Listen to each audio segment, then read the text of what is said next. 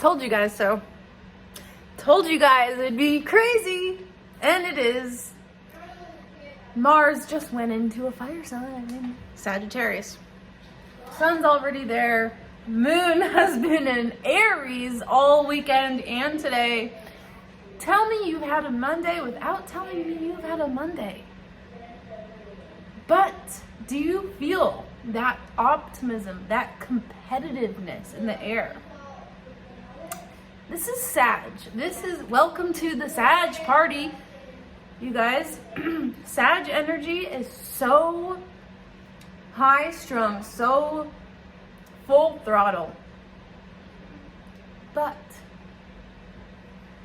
as much as it's the party sign, it is so close to Capricorn. Capricorn is the next sign. That's all about career, where you stand in the world. So Sag is so close to that. It's very competitive. Now, if you use Vedic astrology and you're a Capricorn, you're a Sag. This is why there is so much in astrology that people love to argue about, but they don't talk about kind of like the big picture. Now, yes, you are with Vedic compared to Western astrology, you are using a different vantage point. You're using a different viewpoint. And this is why people need to start intertwining the two studies together. I'm just so sick of it. They're both relevant. They're very much more relevant. There's this time of year, whether you are Vedically, it's in Sag or Capricorn, it's a very competitive time of year. Sages and Capricorns are very competitive. So there's just this time of year. And what's going on, like, generationally with the whole world and all that with the outer planets, they control that. If you look at Pluto and the time it spends in each sign, it's literally it correlates exactly to each type of generation, such as the boomers, Gen X, Gen Y, Gen Z. It all correlates with Pluto, the generational vibe. Now, as I've said, since 2021, Uranus and Saturn, which are also slow-moving planets, have been bumping into each other with squares. Those are that aggravates things. Makes sense, right? Okay, but why? In society, all these structures are starting to be like tested. Uranus is the planet of breaking free to create new. I think of it as like a utopia type of mentality. Very progressive. That's why Aquarius rules it.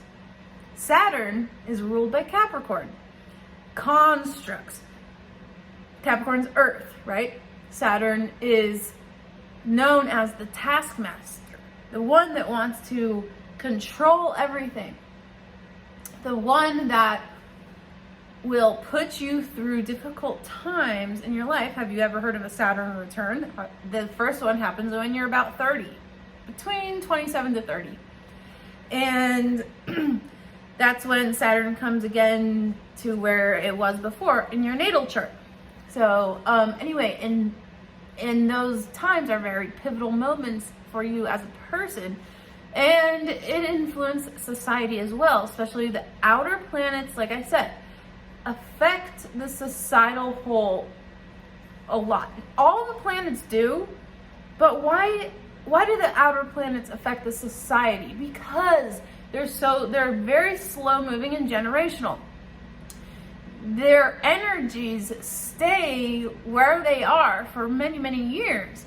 Now, it depends because, further you go out, the longer they stay in that sign.